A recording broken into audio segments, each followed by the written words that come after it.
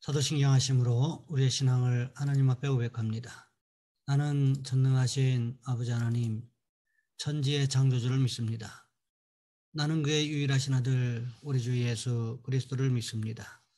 그는 성령으로 잉태되어 동정녀 마리아에게서 나시고 본디오 빌라도에게 고난을 받아 십자가에 못 박혀 죽으시고 장사된 지 사흘 만에 죽은 자 가운데서 다시 살아나셨으며 하늘에 오르시어 전능하신 아버지 하나님 우편에 앉아 계시다가 거기로부터 살아있는 자와 죽은 자를 심판하러 오십니다.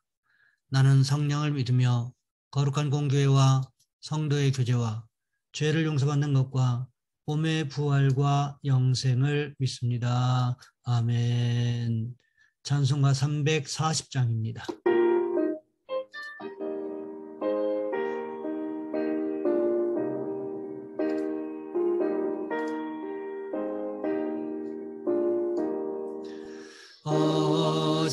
어지러운 세상 중에 기쁜 소리 들리네.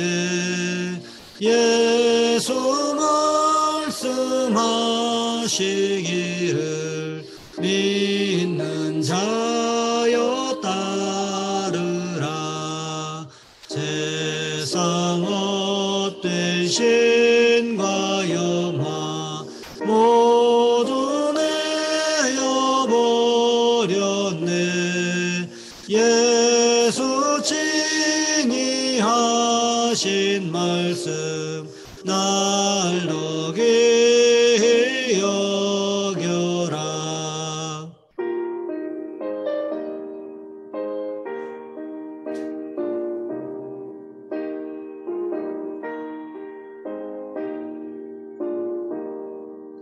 기쁜 때나 슬픈 때나 바쁜 때나 틈날 때 예수 칭의하신 말씀 날로게 여겨라.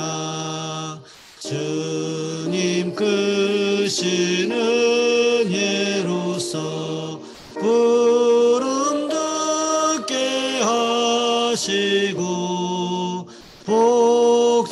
복종하는 마음을 주사 따라가게 하소서.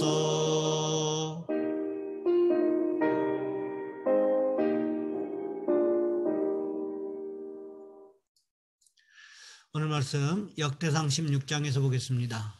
역대상 16장 19절로 36절까지 말씀입니다. 제가 가진 성경은 구약 성경 635쪽에 있습니다. 제가 봉독해 드립니다.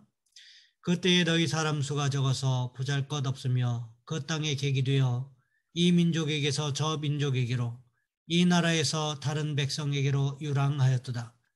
여호와께서는 사람이 그들을 해하기를 용납하지 아니하시고 그들 때문에 왕들을 꾸짖어 이르시기를 나의 기름 부은 자에게 손을 대지 말며 나의 선지자를 해하지 말라 하셨도다.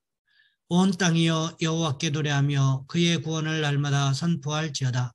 그의 영광을 모든 민족 중에 그의 기이한 행적을 만민 중에 선포할지어다. 여호와는 위대하시니 극진히 찬양할 것이요 모든 신보다 경외할 것이며 만국의 모든 신은 헛것이나 여호와께서는 하늘을 지으셨도다. 존귀와 위엄이 그의 앞에 있으며 능력과 즐거움이 그의 처소에 있도다. 여러 나라의 종족들아 영광과 권능을 여호와께 돌릴지어다. 여호와께 돌릴지어다. 여호와의 이름에 합당한 영광을 그에게 돌릴지어다. 제물을 들고 그 앞에 들어갈지어다.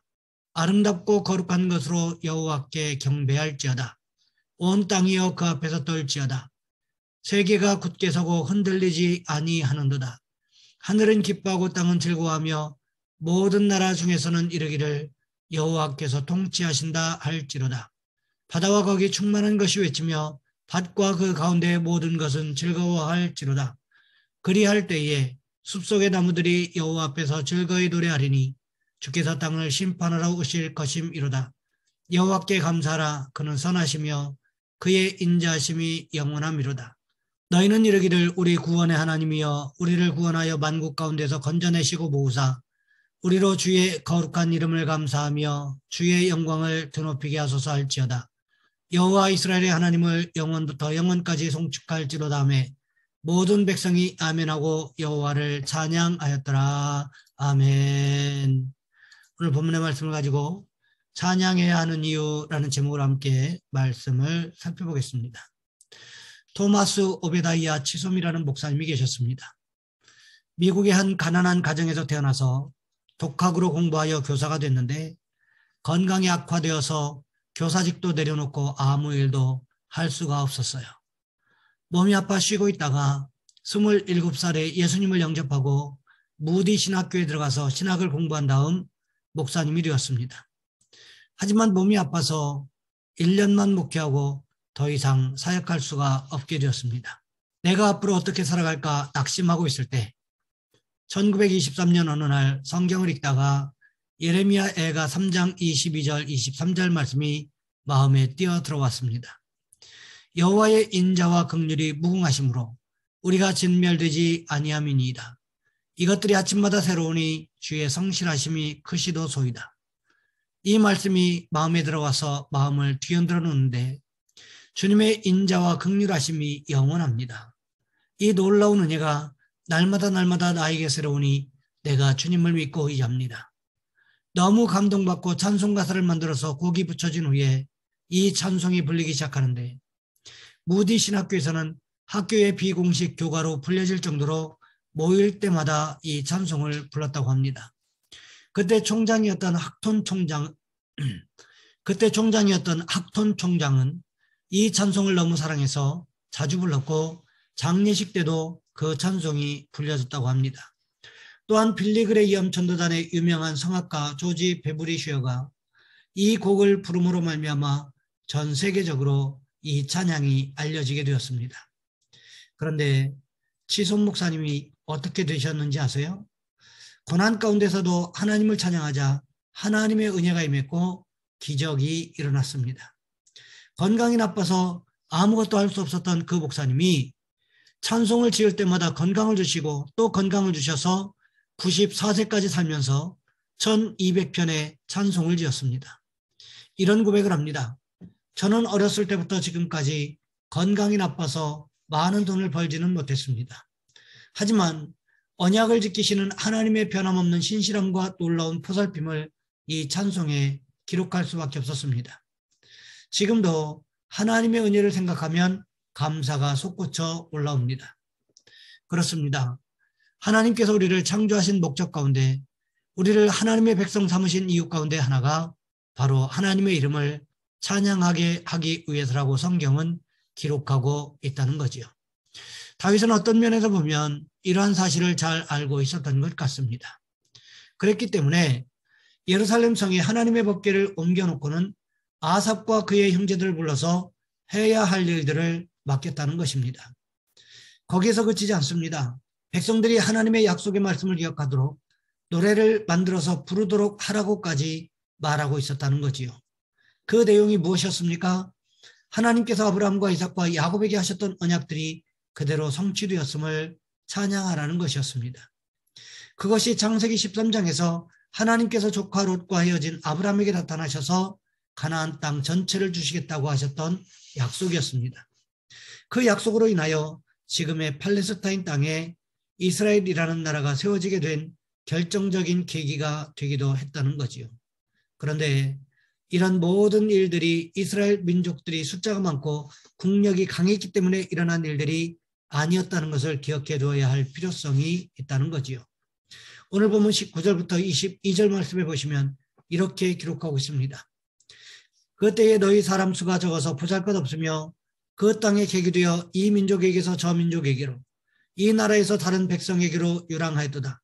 여호와께서는 사람이 그들을 해하기를 용납하지 아니하시고 그들 때문에 왕들을 꾸짖어 이르시기를 나의 기름 부은 자에게 손을 내지 말며 나의 선지자를 해하지 말라 하셨도다.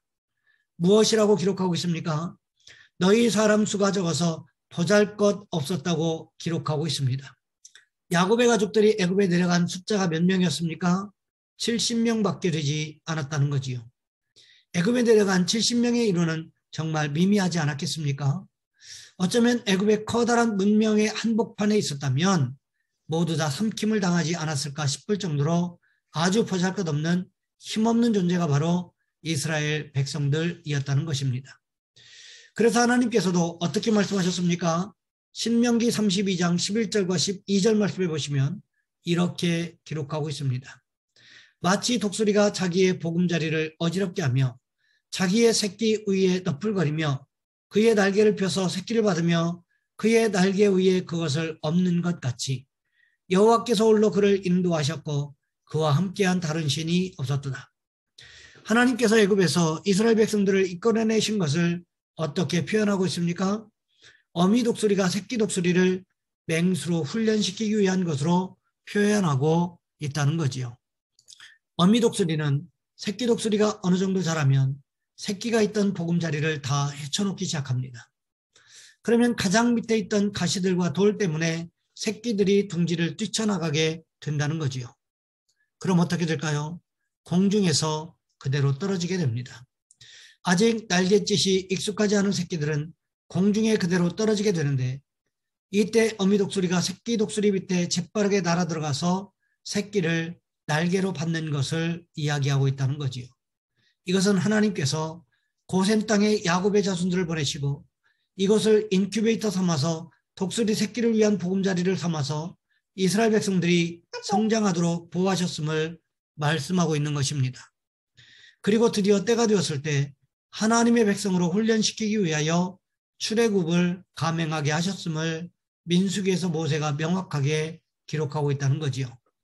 이렇게 출애굽한 이스라엘 백성들에게 부족한 것이 얼마나 많았겠습니까? 그리고 주변의 강대국들이 호시탐탐 이스라엘을 삼키기 위해서 기회만 노리고 있지 않았겠습니까? 사사시대를 통하여 이스라엘 백성들은 수많은 위험에 그대로 노출되어 있었다는 거지요. 이때 하나님께서 어떤 말씀을 하고 계십니까? 오늘 보면 21절과 22절 말씀을 보시면 이렇게 기록하고 있습니다. 여호와께서는 사람이 그들을 해하기를 용납하지 아니하시고 그들 때문에 왕들을 꾸짖어 이르시기를 나의 기름 부은 자에게 손을 대지 말며 나의 선지자를 해하지 말라 하셨도다. 이스라엘 백성들에게 해를 가하기 위해서 호시탐탐 기회만 누리던 이방 민족들에게 하나님 어떻게 말씀하셨습니까? 나의 기름 부은 자, 나의 선지자라고 말씀하셨다는 거지요. 하나님께서 이스라엘 백성들을 이만큼 존귀하게 여기고 계셨다는 거지요. 하나님께서 이스라엘 백성들을 이만큼 존귀하게 여기셨다면 이스라엘 백성들은 어떻게 맞습니까? 이스라엘 백성들도 당연히 하나님을 존귀하게 여겨야 맞지 않겠습니까? 그런데 광야에서 그리고 가나안 땅에 들어온 이후에 이스라엘 백성들은 하나님을 향하여 원망과 불평을 쏟아놓고 있지 않았습니까? 우리는 어떠냐는 거지요. 우리도 하나님께서 우리를 존귀하게 여기셨다면 하나님을 찬양해야 당연함에도 불구하고 우리는 그 모든 것을 그저 당연한 것으로 여기고 있다는 거지요. 그렇기 때문에 하나님 앞에 찬송할 수가 없고 하나님께 영광을 돌릴 수가 없게 된다는 것입니다. 그렇다면 우리는 어떻게 할까요? 우리에게 베풀어 주신 하나님의 은혜를 당연한 것으로 여기지 말고 매 순간마다 하나님의 은혜를 찬양하는 저와 여러분 우리 모두가 되시기를 주님의 이름으로 부탁을 드립니다. 이 시간 우리 한 목소리 함께 기도하겠습니다. 하나님, 우리에게 베풀어 주신 하나님의 은혜를 당연한 것으로 여기는 것이 아니라 매 순간순간마다 하나님의 은혜를 찬양하는 우리 모두가 되게 도와주옵소서. 또한 기도하실 것은 가정과 직장과 사업장을 위하여 삶의 터전을 위하여 하나님께서 평안을 허락해 주시라고 이 시간 우리 주여 한번 간절히 부르신 후에 한 목소리 함께 기도합니다. 주여 사랑의 하나님 우리를 도와주시기를 원합니다.